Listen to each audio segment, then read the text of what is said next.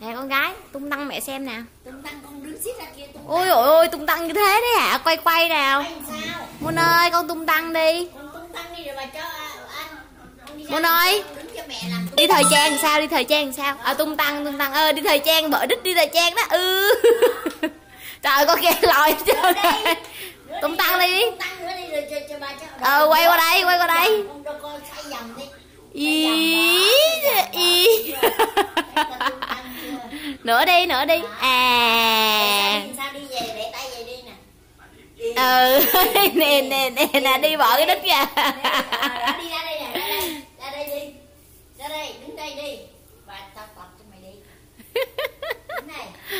Đây nha, đi theo bà này đi. Tim. Nè đi giống bà đi con, đi giống bà đi. Đến.